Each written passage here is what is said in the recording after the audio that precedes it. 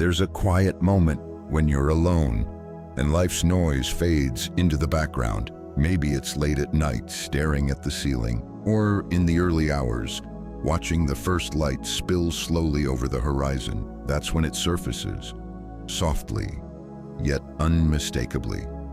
What is the purpose of my life? It's not a question you can simply push away. It lingers, like a low hum beneath all the busyness. You might fill your days with work, entertainment, relationships, distractions, but still, it finds you. And when it does, you realize this isn't just a philosophical puzzle. It's personal. It's about you. The Stoics never treated this question as abstract theory. To them, purpose wasn't a mystical secret found in distant mountains or ancient scrolls. It was lived daily in every choice you make. Marcus Aurelius once wrote, "A man's worth is no greater than the worth of his ambitions." In other words, your purpose isn't something you merely find. It's something you embody. As you stand here in this moment of reflection, feel the weight and the opportunity of that truth. The purpose of life isn't handed to you like a neatly wrapped gift.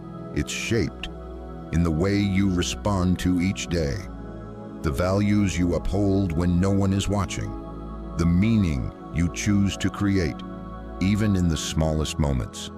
In the minutes ahead, we'll explore what Stoicism can teach us about living with direction, clarity, and deep fulfillment. But before we begin, if you seek these conversations often, if you want to walk this path of philosophy together, stay connected here, because the search for life's purpose is not a one-time quest, it's a lifelong path, and today we walk it together. Number 1, living in accord with nature. You pause and consider what the Stoics meant when they said, live in accord with nature. At first, it sounds simple, almost too simple, but as you let the phrase sink in, you realize this is not about wandering barefoot through forests or rejecting modern life. No, the Stoics meant something deeper. For them, nature was not just trees, rivers, and mountains. It was the very order of the universe, the web of cause and effect, the way life truly works beneath all our wishes and complaints. Living in accord with nature meant living in harmony with reality, instead of fighting against it. Marcus Aurelius often reminded himself, what happens to each of us is woven into the pattern of the whole. That means your life is not an isolated event. It's part of a much larger story. The sun rises, the seasons turn, rivers carve valleys over centuries. And you have your role in this vast unfolding. But here's where it gets personal. Most of our suffering comes when we resist that natural flow. We wish the world worked differently. We wish people behaved the way we want. We wish circumstances bent to our preferences. And yet, reality moves as it moves. Like a river, it doesn't stop because we don't like its direction. You might think of a tree in a storm. The wind howls, branches sway, leaves tear away. The tree doesn't curse the wind or demand calm skies.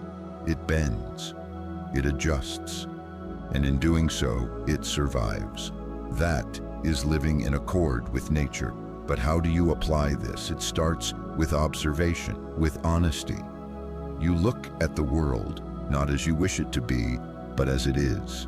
You notice the patterns in people's behavior. You accept that some will praise you, some will misunderstand you, and some will ignore you completely. You understand that life brings gain and loss, health and illness, joy and grief. Not because it is cruel, but because this is the rhythm of existence. And when you see that, really see it, something changes inside.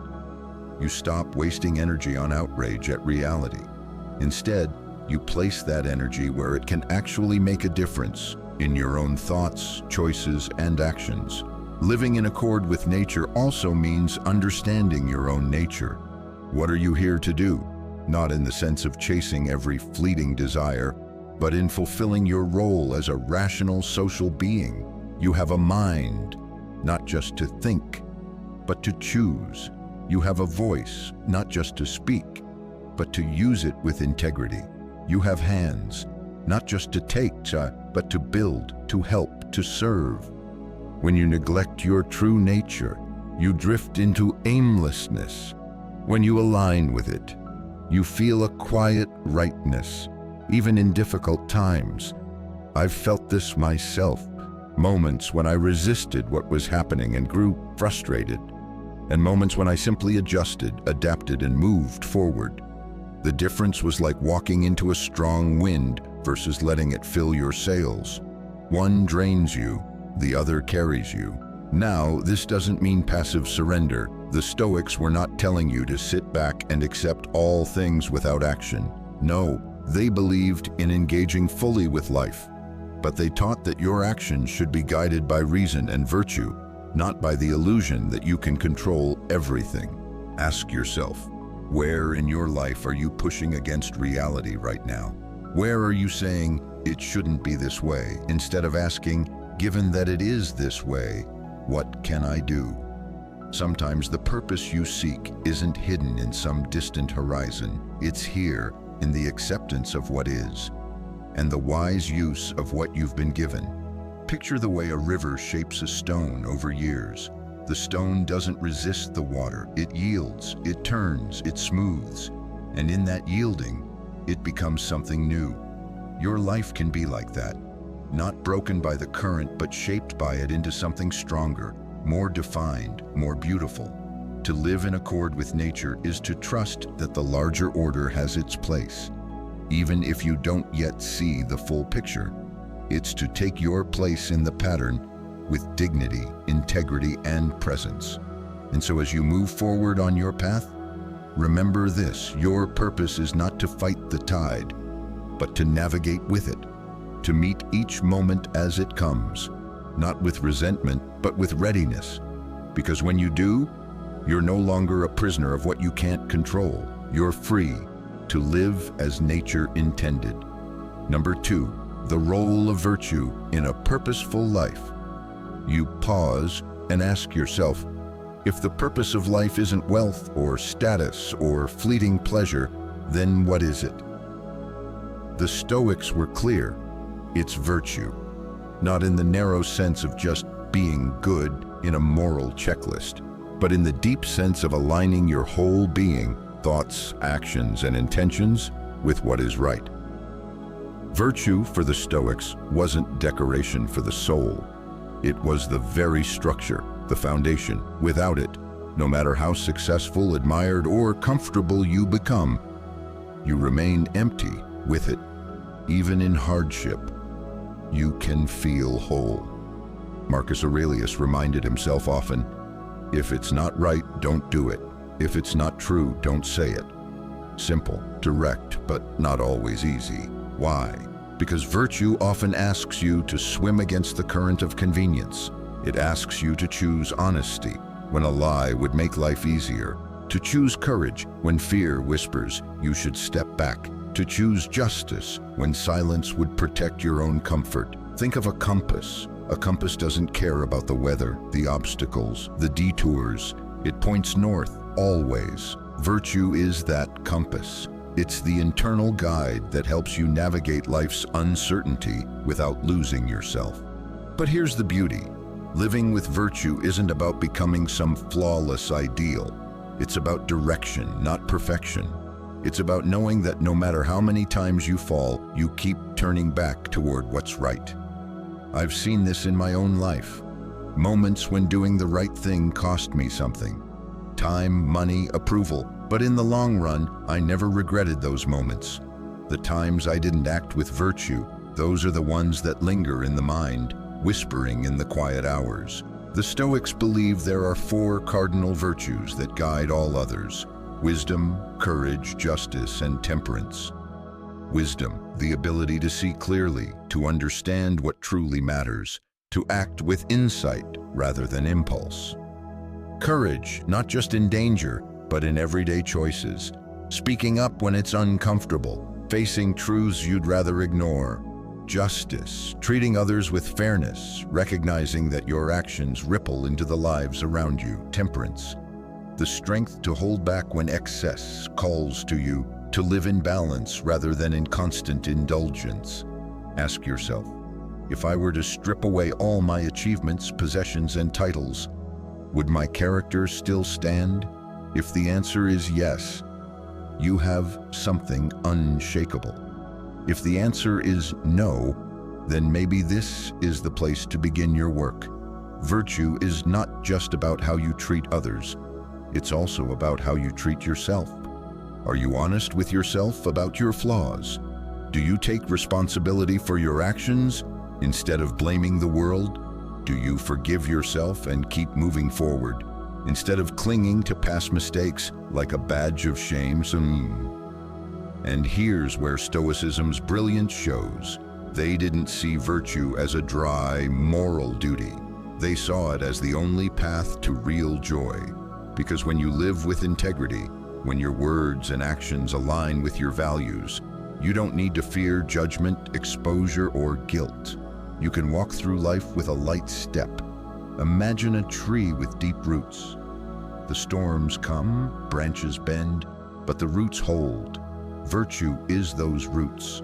Without them, you may look impressive for a season, but when life's winds arrive, you'll topple. With them, you can weather anything. And so, if you're seeking the purpose of life, Stoicism offers a daring answer. It's not about what you achieve, but who you become. It's about living in such a way that no matter the outcome, you can look yourself in the eye and say, I acted with integrity. I stayed true to what is right. Virtue doesn't promise you comfort. It doesn't promise you applause. It promises you something far rarer, the peace of knowing you lived honorably in a world that often forgets the meaning of honor. So let me ask you, in your next choice, no matter how small, will you let convenience decide, or will you let virtue lead? Number 3, distinguishing what's in your control. You stop and take a slow breath, because here lies one of the most liberating and confronting truths. In Stoicism, some things are in your control and many things are not. It sounds simple, yet when you look closely at your daily life, you might realize how often you mix the two. You worry about what others think. You replay conversations, wishing you had said something different. You tense up at the thought of what could go wrong tomorrow. Epictetus drew the line clearly. Your thoughts, your actions, your choices, these are yours. Other people's opinions, the weather, the economy, chance events, these are not. When you truly absorb this, something inside shifts. It's like putting down a heavy backpack you didn't even know you were carrying. All the energy you've been spending trying to control the uncontrollable is freed, and you can redirect it to where it matters. Imagine standing on the shore, watching waves crash. You can't calm the sea, you can't stop the tide, but you can learn to navigate, to move with the rhythm, to steer your own boat wisely. This is the art of control in Stoicism, not dominating the ocean, but mastering the helm. I've lived both ways. I've burned myself out trying to bend the world to my will, feeling frustration rise every time it didn't bend far enough. And I've had moments, rare but unforgettable, when I let go of what was beyond me and focused only on the next step I could take. Those moments felt lighter, freer, more alive. The Stoics would say, don't hand your peace of mind to things that do not belong to you. If someone praises you, be grateful, but don't depend on it. If someone insults you, let it pass, because their words are theirs, not yours. If circumstances shift, respond with reason, not panic, because the event is outside you, but your response is within you. This doesn't mean you stop caring. It means you stop attaching your happiness to what you cannot command. You can care deeply about your work, your relationships, the state of the world, but your sense of self-worth, your inner calm, must rest on what you can actually choose. Here's a practice the Stoics used. When something troubles you, ask, Is this in my control? If yes, act with courage, wisdom, and clarity. If no, release it and focus on what is. At first, this feels unnatural. We are taught from an early age to make things happen, to push harder when life resists. And sometimes that works. But more often, it's like trying to hold back the tide with your hands. The water keeps coming, and you just get tired. But when you live by this principle, life starts to open. Instead of reacting to every ripple, you choose where to place your attention. Instead of being pulled by every shift in the wind, you set your own course. Picture two people in a storm. One shouts at the sky, curses the rain, and blames the wind for changing. The other adjusts the sails, grips the wheel, and keeps moving. The storm is the same. The difference is control. I often think, what would my life look like if I fully embraced this? If every moment I asked myself, what is mine to shape, and let the rest go? I think there would be less fear, less resentment, and a lot more quiet strength. Marcus Aurelius reminded himself daily, you have power over your mind, not outside events. Realize this, and you will find strength. Not just calm, but strength. Because when you know where your control begins and ends, you stop wasting yourself in battles you can't win, and you give everything you have to the ones you can. And so I'll ask you, right now, think of one thing in your life that's been weighing on you. Ask yourself, is it truly mine to control? If it is, act with clarity. If it isn't, set it down. Because the truth is, you can spend your life trying to fight the wind, or you can learn to sail. Number 4, service beyond the self. You pause and feel the truth of it. Life feels small when it's lived only for yourself. You can chase comfort, success, possessions, but sooner or later the question will return, is this all? The Stoics believed that purpose expands when your life stops revolving solely around your own orbit. They saw each person as a citizen of a greater world, part of the human community, bound together by reason, empathy, and shared fate. As Marcus Aurelius wrote, what brings no benefit to the hive brings none to the bee. It's a reminder that your own flourishing is tied to the flourishing of others. That a life well lived is not just about personal gain, but about contribution, however small, however unseen.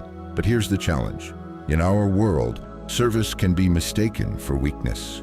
People might tell you to look out for yourself first, or that helping others means you'll be taken advantage of. The Stoic answer, service doesn't mean blind sacrifice. It doesn't mean letting yourself be drained or diminished. It means acting in ways that make the whole stronger and in turn make you stronger. Imagine a tree again. It doesn't keep its shade for itself. It offers it freely. To those who rest beneath it, it gives fruit, shelter, beauty, and yet in doing so, it doesn't weaken. It grows deeper roots. I've felt this in my own life. The moments that stand out years later are rarely the ones where I got something for myself. They're the ones where I gave time, attention, effort, and saw it spark something in someone else.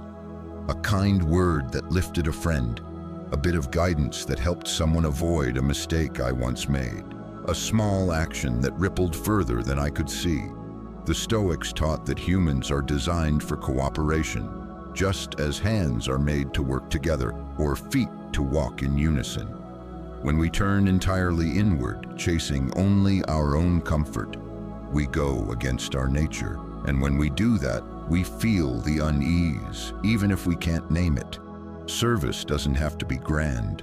You don't need to lead a nation, build a charity, or sacrifice everything to feel connected. It can be as simple as truly listening when someone speaks, offering your skills without expecting applause, or choosing patience over irritation in a moment when it would be easier to snap. And yet, service often asks for courage. It asks you to look beyond the narrow lane of me and see the wider road of us, to act for the long-term health of the whole, even when there's no immediate benefit for you. Ask yourself, if I could contribute to something greater than myself, what would it be? Is it raising a child with wisdom and compassion? Is it using my work to solve real problems? Is it being the steady presence in my community, the one people can rely on? Epictetus reminded his students that we are not islands. We are parts of a whole. When you strengthen the whole, you strengthen yourself. And when you neglect the whole, you ultimately harm yourself as well. But here's the beautiful part. When you live in service to something bigger, your purpose no longer crumbles when personal circumstances change. You can lose wealth, status, even health, and still have meaning because your life's direction is anchored in contribution, not in conditions. Think of a candle lighting another. Its flame is not diminished. The light only grows. That's service. It's not depletion. It's multiplication. I've come to believe this.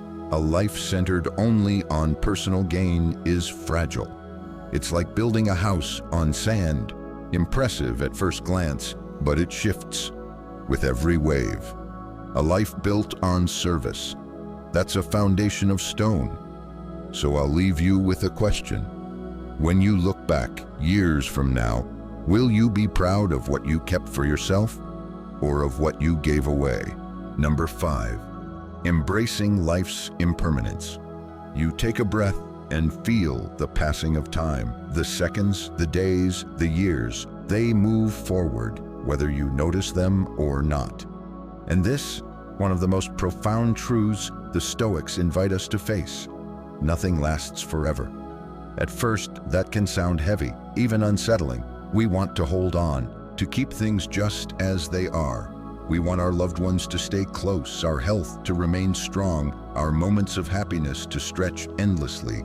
But life doesn't work that way. Marcus Aurelius wrote, "All is ephemeral, both what remembers and what is remembered." Everything changes, everything passes, and resisting that truth only deepens our suffering. Think of a river.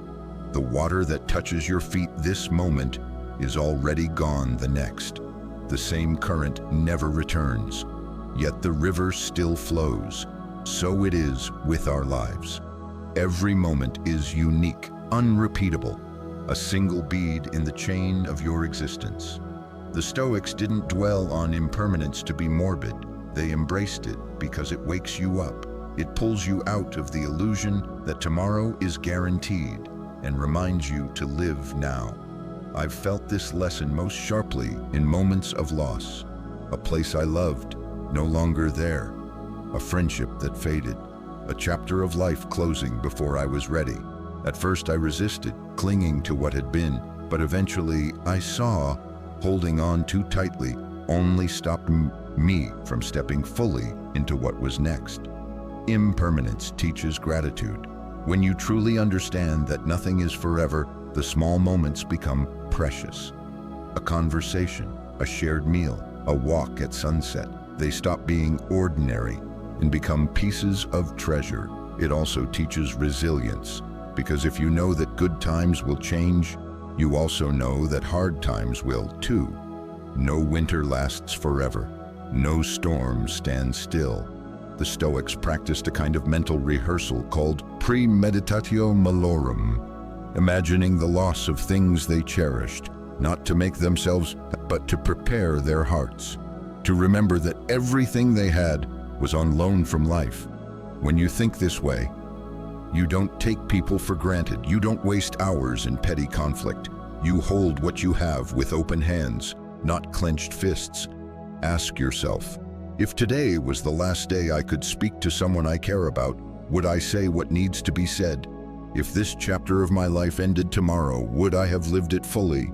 Embracing impermanence doesn't mean detachment in the cold sense. It means loving more deeply because you know the moment is fleeting. It means acting with courage because you know your time is limited. It means letting go of the illusion of control over life's timeline and focusing on the choices you do have. Imagine autumn leaves falling. Each one is a reminder that change is not the end. It's part of the cycle. The tree doesn't mourn the leaves. It rests and waits for spring. We too can learn to move with the seasons of life, to appreciate the bloom, to accept the fall, to trust the renewal. And here's the paradox. When you accept that life is temporary, you stop living in constant fear of losing it. You stop delaying your joy for someday.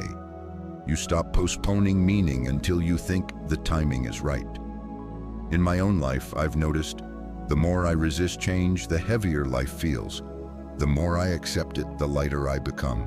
Impermanence becomes not a threat, but a teacher. So I'll leave you with this.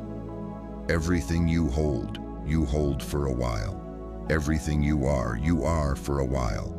The question is, will you spend that while clinging in fear, or will you meet each passing moment with presence, gratitude, and grace? Because the river keeps flowing, whether we fight it or whether we let it carry us forward. Number 6, turning trials into teachers. You think back to a moment when life felt heavy. Maybe it was loss, maybe betrayal, maybe a door you wanted to walk through slammed shut. In those moments, it's tempting to see life as an opponent, to see challenges as proof that the world is against you. But the Stoics, they offered another lens. What if life isn't punishing you? What if it's training you? Epictetus told his students, difficulties show what men are. He didn't mean this as a warning. He meant it as an invitation. Trials don't just test you, they reveal you.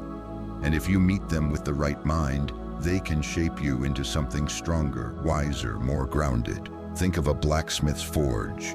The fire isn't there to destroy the metal, it's there to make it malleable. The hammer isn't there to break it, it's there to give it form. Without the heat and the blows, the metal would never become the blade it's meant to be. The same is true of us.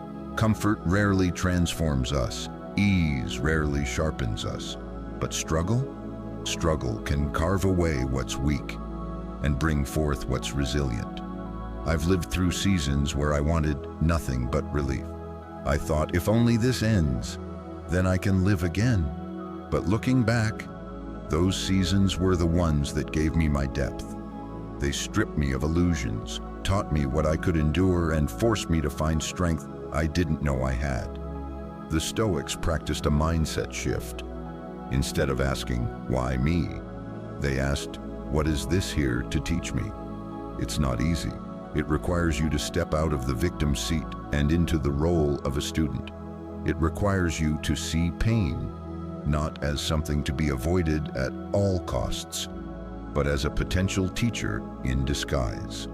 Of course, this doesn't mean we should seek suffering or pretend to enjoy it. It means when it arrives, and it always will, we choose our response.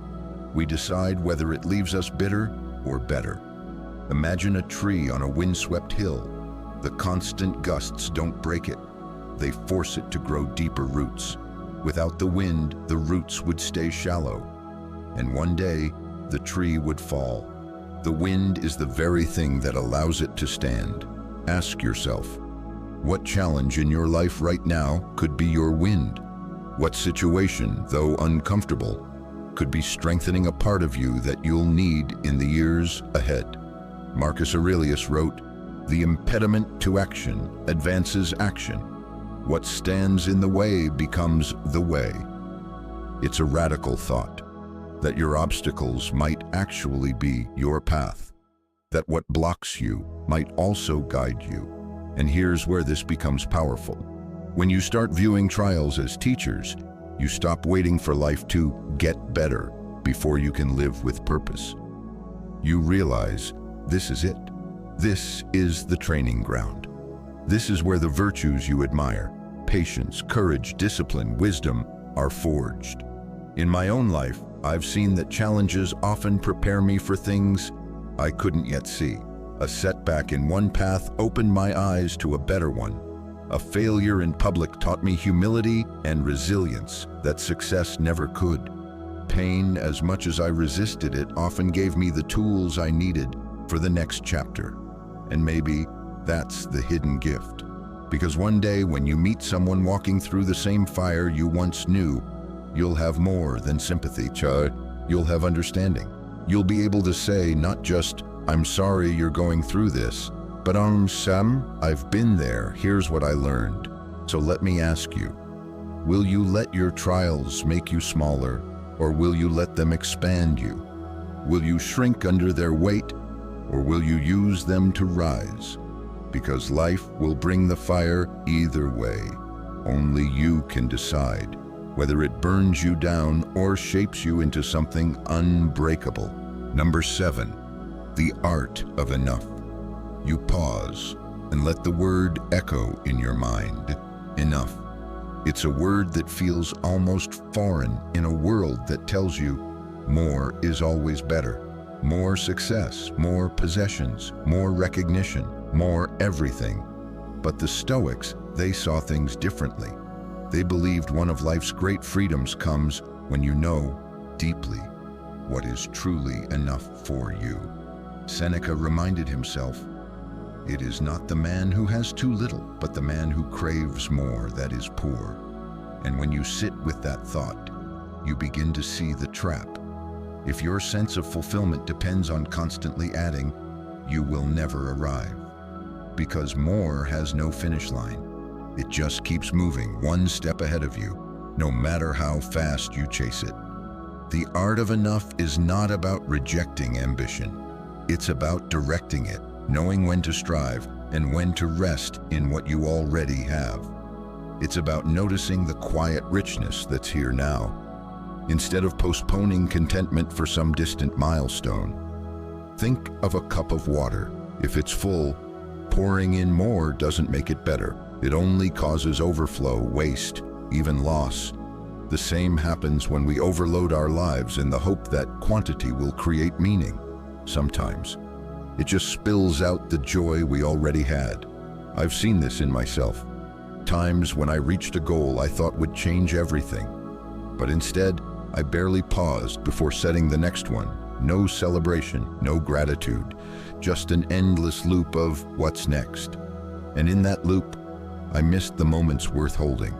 The Stoics would say, stop measuring your life by how much you accumulate, and start measuring it by how well you live, by the quality of your relationships, by the alignment between your actions and your values, by the presence you bring to the moments that matter.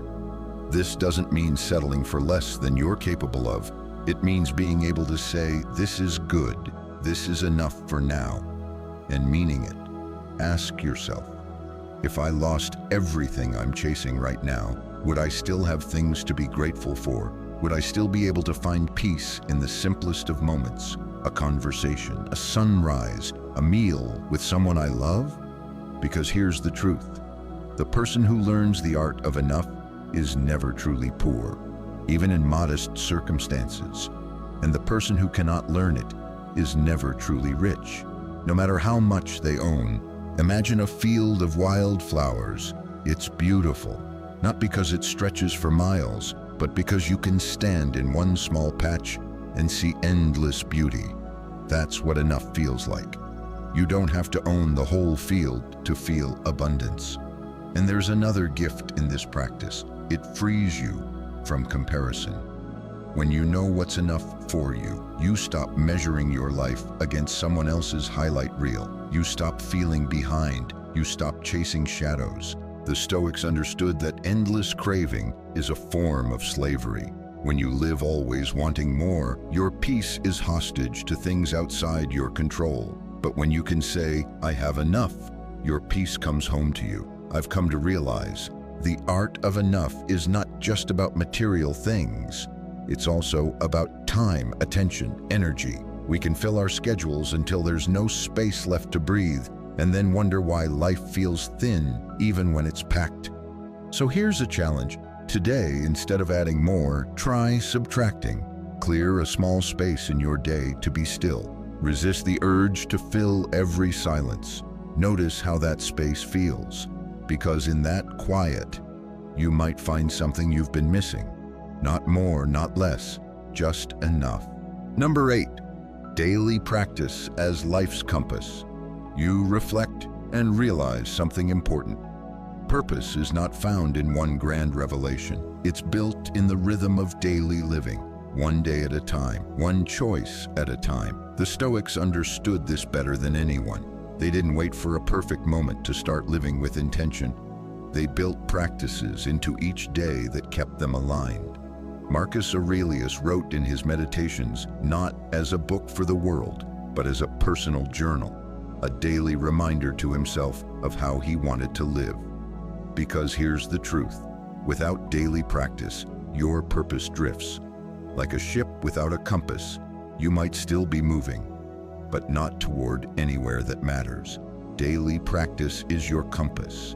It's the small, deliberate actions that point you toward your values and keep you there even when life's winds change. Think of an archer. No one draws the bow perfectly the first time. It's the repetition, the feel of the string, the focus on the target that shapes skill. In the same way, you can't expect to live with wisdom, courage, justice, and self-control by thinking about them once in a while. They have to be woven into the fabric of your days. I've learned this the hard way. When I drift from my routines, the quiet moments of reflection, the check-ins with my values, the mindful choices, I start reacting instead of responding. I get pulled by moods, by distractions, by the noise of the world. But when I return to my daily compass, my steps feel deliberate again. For the Stoics, these practices took many forms. Morning preparation, envisioning the day ahead, anticipating challenges, and deciding in advance how to meet them. Evening reflection, reviewing the day, noting where they lived with virtue and where they fell short. Mindful attention, being present in each task, no matter how small. And perhaps most importantly, practicing gratitude. They didn't take the day for granted. They saw each sunrise as a gift, each breath as a reminder that they were still part of the living world. Ask yourself, what are the small, repeatable actions that could anchor your purpose? Maybe it's a moment of stillness before you speak, so your words are intentional. Maybe it's writing down 3 things you value and checking them each night. Maybe it's committing to one small act of service every day, no matter how invisible to others. Daily practice is not about perfection, it's about return. You will slip, you will forget, you will fall into distraction. The compass is there to bring you back. Imagine walking through a dense forest. If you don't check your bearings, you can wander in circles for hours. But with a compass in hand, even small course corrections keep you on track toward your destination. That's what these daily rituals do. They prevent you from losing yourself in the thicket of life's demands. And here's the quiet magic of it. Over time, the small things compound. The daily choices become habits. The habits shape your character, and your character determines the direction of your entire life. Marcus Aurelius reminded himself, waste no more time arguing about what a good man should be one. Daily practice is how you become. It's not about waiting for a clear sky. It's about learning to navigate no matter the weather. In my own life, I've seen that when I keep these practices, I'm not just more focused, I'm calmer. I'm less thrown off by setbacks because I've trained for them in small daily ways. It's like building muscle. You don't notice the growth each day, but one day you realize you're stronger than you thought. So I'll ask you, what will be your compass? Because if you want a life of purpose, you can't leave it to chance. You have to build it day by day, step by step, until living by your values becomes as natural as breathing. You stand here at the end of this reflection and realize something. The purpose of life isn't a riddle with a single hidden answer. It's not a treasure buried at the end of some distant path. It's here in the way you choose to live each day. The Stoics have shown us purpose is built through alignment, living in accord with nature, rooting yourself in virtue, knowing what's in your control, and releasing the rest, serving beyond yourself.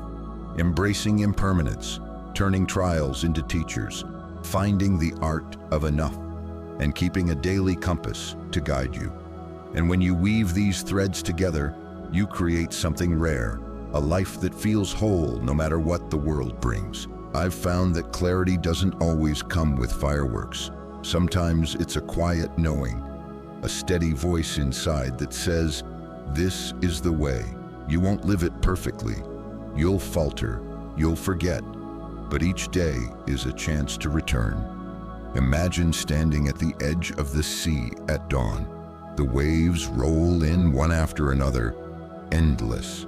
You can't control them, but you can choose how you meet them, with fear or with presence, with distraction or with purpose. So, as you walk forward from here, take the lessons not just as ideas, but as companions. Let them guide you through the noise. Let them keep your steps steady when the ground shifts. And above all, live in a way that, when your time comes to look back, you can say, "I lived with clarity, I lived with purpose," because that, in the end, is enough.